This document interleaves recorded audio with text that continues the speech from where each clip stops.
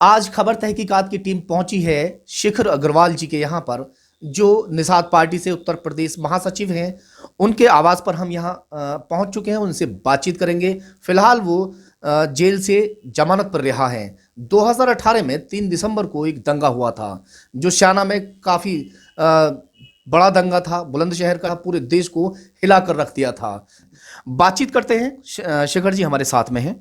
शिखर जी, आपका स्वागत है खबर तहकीकात में। सबसे पहले तो खबर तहकीकात का धन्यवाद। 2 बातें इसमें जो आपने शब्द कहे मैं बताना चाहूँगा जी। कुल 44 लोग जेल गए थे, जिसमें 41 जमानत पर बाहर हैं जेल से, और 3 आरोपी आज भी जेल के अंदर हैं। ये दंगा कोई दंगा नहीं था, ये एक आकस्मिक होने वाली घटना है जो अचानक से घट जाती है। इस दंगे का किसी भी रूप से राजनीति से कोई संबंध नहीं है, ये कोई षड्यंत्रकारी दंगा नहीं था। हम और साथी आज भी इस दंगे में अपने आप की बेगुनाही साबित करते करते हमारे जूते घिस गए हैं। आज भी तारीख थी। शिखर जी, उस वक्त बहुत बड़ा इज्तिमा था बुलंदशहर में, तो बताते हैं कि सोची समझी रणनीति थी जिसके तहत आपने ये दंगा वहां पर भड़काने की साजिश रची थी और आपको इसमें मुख्य आरोपी भी बनाया गया था। इसमें क्या कहेंगे आप? नहीं, हमने कोई साजिश किसी तरीके की नहीं रची है। हम पे बेबुनियादी आरोप लगाकर जेल में ठूस दिया गया, लेकिन हमें भारत की न्यायपालिका पे, भारत की कानून व्यवस्था पे, भारत की संवैधानिक व्यवस्था पे पूर्ण रूप से भरोसा, आस्था एवं विश्वास आज भी कायम है, पहले भी कायम था, और मरणोपरांत तक, जब तक जीवित रहूंगा तब तक भारत की न्यायपालिका पर भरोसा रखता हूं। और मेरा भरोसा है ये कि मेरे देव, भगवानों के भगवान गुहराज निषाद राज जानते हैं कि मैं बेकसूर हूं, और मैं जेल से जैसे बाइज्जत बाहर निकला था ऐसे ही मैं अदालत से बाइज्जत बाहर निकलूंगा, क्योंकि मुझे अपने ईश्वर पर पूर्ण रूप से भरोसा। इंस्पेक्टर की मौत हुई, ये तो आप मानते हैं। 2 लोग वहां पर मारे गए थे मौके पर, ये भी आप मानते हैं। उनको मारने वाले कोई विदेश से नहीं आए थे, कोई दूसरे जिले के लोग नहीं थे। वहां की जो भीड़ जो उग्र हुई थी, उसमें किसका हाथ था? मैन आरोपी आपको बनाया गया था। इंस्पेक्टर साहब के मारे जाने का मेरे हृदय में बहुत दुख है। मैं उनके परिवार के साथ बहुत ज़्यादा संवेदनाएं रखता हूं कि एक इंस्पेक्टर साहब शहीद हुए, हमारे जिले का नाम खराब हुआ। मैं संवेदनाएं रखता हूं उस सुमित के साथ, जो एक निर्दोष व्यक्ति था, जो उस दंगे के दौरान मारा गया था। आज भी वो कानूनी फाइलों में एक आरोपी होने का दंश झेल रहा है मृत्यु के बाद भी। मैं सुमित के लिए भी संवेदनाएं रखता हूं। अगर खबर तहकीकात की टीम को मैं बताना चाहूंगा, आपका शुभ नाम जहीर खान है, मैं आपको बताना चाहूंगा, अगर कोई घटना हो जाती है तो उसे सांप्रदायिक रंग देने की जगह बुद्धिजीवियों को यह सोचना चाहिए कि हमारे ही देश के बाशिंदे, हमारे ही लोग रहने वाले, अगर किसी बात पे कुछ हो गया है तो वो मामला कैसे शॉर्ट आउट हो, कैसे वो चीजें हो। हमने इंस्पेक्टर साहब की कोई हत्या नहीं करी, ना ही हत्या का मुझ पे किसी प्रकार का कोई आरोप है। पुलिस ने अपनी जांच में आपको 307 का आरोपी बनाया गया, मगर फिलहाल जो 3 आरोपी जेल में बंद हैं, उनके ऊपर 302 का आरोप है। ठीक है, आज भी वो जेल में ही हैं, आप जमानत पर हैं। आप ये हमें थोड़ा सा एक्सप्लेन करके बताएं, जो हमारे दर्शक हैं वो भी जानना चाहेंगे कि आप आरोपी कैसे नहीं हैं जब आप जेल में रहकर आए हैं और आपको मुख्य आरोपी बताया जाता है। जेल में रहा हुआ कोई भी व्यक्ति इस दुनिया में सिर्फ आरोपी है, गुनहगार नहीं है। आरोपी और गुनहगार दोनों अलग अलग। अच्छा, आप मौजूद थे कि नहीं वहां पे, ये बताइए। मैं कहीं पे कोई जगह मौजूद नहीं था। मैं वीडियो के आधार पर आपको जेल भेजा गया था, ऐसा बताया जाता है। मैं निकला हुआ जा रहा था अलीगढ़ में। मैं उस समय डॉक्टरी का छात्र था, बीएमएस कर रहा था। मैं अलीगढ़ निकला हुआ जा रहा था शाने से, चूंकि रास्ते में ही वो जगह पड़ती है जहाँ पे ये सब बवाल उस दिन का प्रकरण हुआ था। मुझे बड़ा दुख है जो बवाल उस दिन हुआ था। मैं निकला हुआ जा रहा था, बहुत सारे लोगों की भीड़ खड़ी थी। एक आम नागरिक होने के नाते, एक भारत का जिम्मेदारी नागरिक होने के नाते मेरी भी जिम्मेदारियां बनती हैं कि अगर कहीं कोई अप्रिय घटना हो रही हो तो मैं उसे देख के रुक जाऊं। केवल मेरा इतना दोष है कि मैंने उससे पहले भी इंस्पेक्टर से आपकी बातचीत हुई थी, जब इंस्पेक्टर साहब ने वहां समझाने की कोशिश की गई थी, वहां भी आपको देखा गया था। आप बता रहे हैं कि आप निकले हुए जा रहे थे। बताया ये भी जाता है कि जिस वक्त ये रणनीति रची जा रही थी इस समय के दौरान, क्योंकि इतना बड़ा एक आमला जो है मौजूद था मुस्लिमों का, अगर उस दंगे को वहां लाके भड़का के जिस तरीके से वहां 2 मौके पर हुई थी, क्या इसका मतलब परिणाम निकलता, कितनी उसमें मौत हो सकती थी, ये अंदाजा है आपको? हमारे अंदाजा करने से या खबर तहकीकात के अंदाजा करने से वास्तविकता ना तो कभी बदली है और ना कभी बदलेगी। अंदाजों में वो लोग जीते हैं जो यथार्थ में नहीं रहते। मैं जमीन पर काम करने वाला व्यक्ति हूं। मैंने अपनी सारी जिंदगी निर्बल, गरीब, शोषित, कश्यप, केवट, मल्लाहों में बिता दी है। मैं हमेशा जब तक जीऊंगा, अंतिम सांस तक गरीबों के लिए काम करता रहूंगा।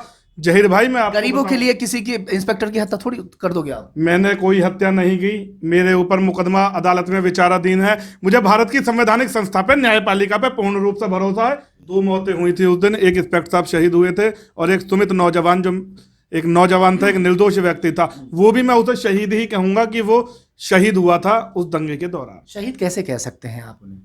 सुमित एक निर्दोष व्यक्ति था, एक निर्दोष। इंस्पेक्टर भी तो निर्दोष ही थे। मैं तो इंस्पेक्टर साहब से वो भी तो पूरी- शहीद हैं ही। मैं तो इंस्पेक्टर साहब से भी पूरी संवेदनाएं रखता हूं। ऐसा नहीं है, मैं उनके परिवार से पूरी संवेदनाएं रखता हूं। अच्छा, भाजपा में जुड़े हुए थे उस दौरान, आप नहीं थे, बस इतना बताएं। मैं भाजपा का तत्कालीन युवा मोर्चा का उस दौरान नगर अध्यक्ष हुआ करता था, जब ये दंगा हुआ था 3 दिसंबर 2018 को।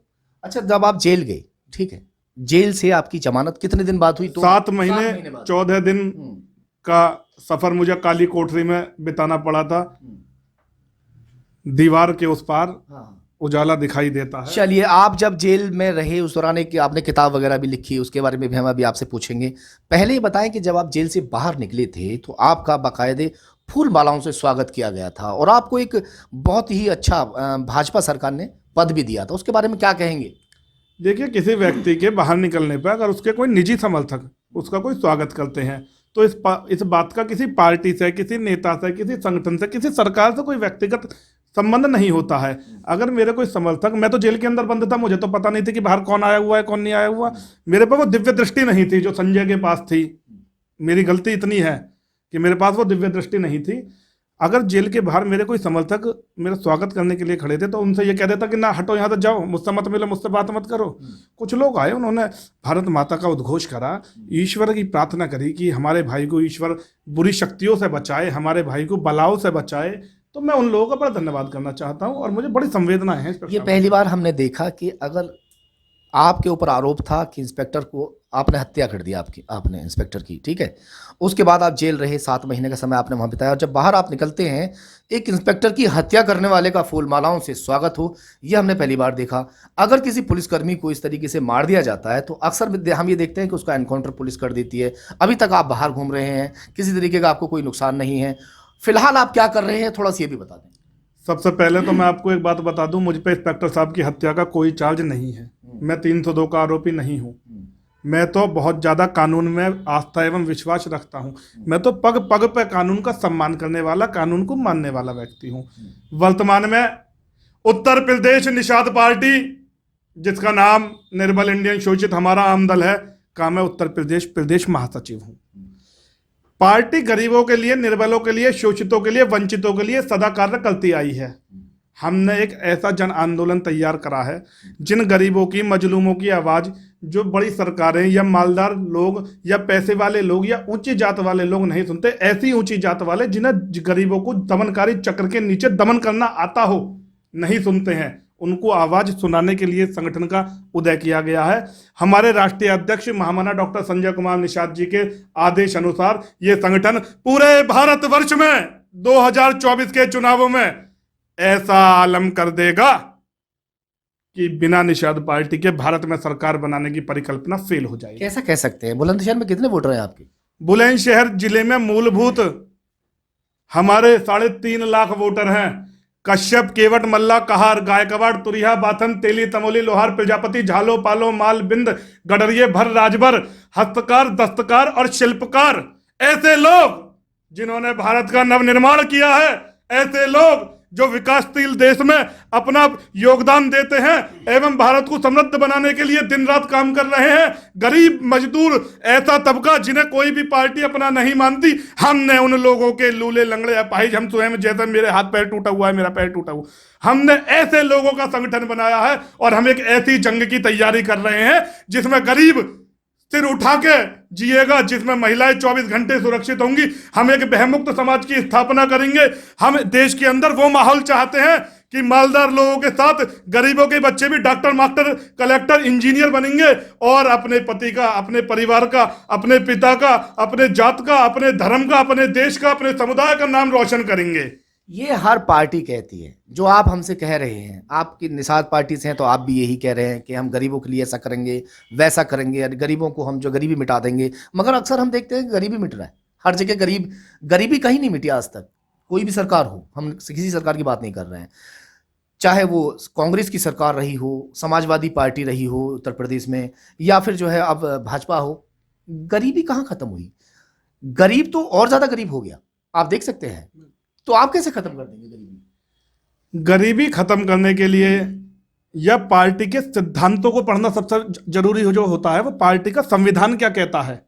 पार्टी का इंटरनल संविधान होता है। जितनी भी सरकारें 72 वर्षों में मुल्क आजाद होने के बाद आज तक बनी, सबने अपने अपने लोगों को, जो पॉलिटिकल पार्टियों के पार्टनर थे, जो हिस्सेदार थे, उनकी तिजोरियां भरने का काम करा है। 98% लोग राजनीति के शिकार हैं, 2% लोग राजनीति के हिस्सेदार हैं। जो हिस्सेदार हैं वो मलाई मार रहे हैं और जो शिकार हैं वो नीचे चलते चले। हमने संगठन ही गरीबों का, हमने संगठन ही 98% शिकार लोगों का तैयार करा है। अब हम शिकारों को शिकारी बनाएंगे। हमने पूरे भारत के अंदर पहला पॉलिटिकल ट्रेनिंग स्कूल खोला है, जिसमें गरीब लोगों को, कम जानकार लोगों को राजनीति की शिक्षा दी जाती है। हम उन लोगों को ऐसा हथियार बना देंगे कि वो शिकारी बनेंगे, शिकार ना बनेंगे। किताब के बारे में बता दीजिए थोड़ा सा, जो किताब आपने लिखी थी जेल के अंदर, वो आप उसके बारे में थोड़ी जानकारी दीजिए। एक पुस्तक जिसका नाम मेरा अपराध है, वो पुस्तक मैंने अपनी जेल यात्रा के दौरान 7 महीने 14 दिन में संपूर्ण की थी। 118 पन्नों में वो पुस्तक संपूर्ण होती है। 175 रुपये मूल्य उसका रखा गया है।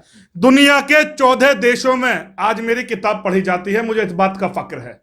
और मैंने अपनी किताब के अंदर अपनी बेगुनाही साबित करने के तमाम सबूत इंदराज किए हैं। ईश्वर मेरे साथ ये नहीं आए। बताया जा रहा स्याना दंगे के ऊपर कोई मूवी बन रही है आपको लेकर?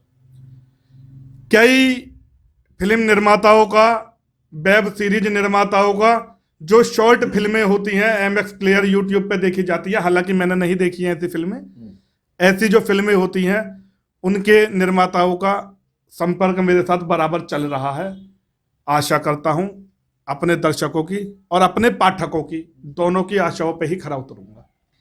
थोड़ा सा आप हमें बता दीजिए कि इस तरीके से जैसे दंगा हुआ, इस तरीके से मौतें हुई, क्या ये ठीक था? नहीं, मेरे बड़ा दुख है कि हमारे जिले में ऐसी अप्रिय घटना घट गई। मैं बहुत ज़्यादा संवेदनाएं, इतना मेरे दिल में दर्द है कि मैं जहीर भाई आपको दिखा नहीं सकता।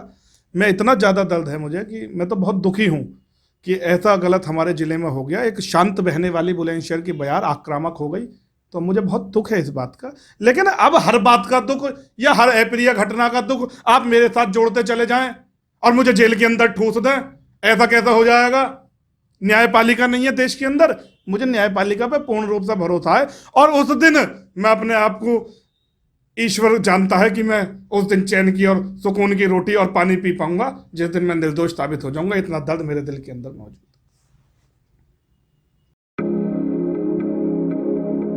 Meerut lifeline multi speciality hospital 24 घंटे इमरजेंसी व बच्चों के इलाज की सुविधा भी उपलब्ध है। मरीजों को लाने वे ले जाने के लिए 24 घंटे एम्बुलेंस की सुविधा।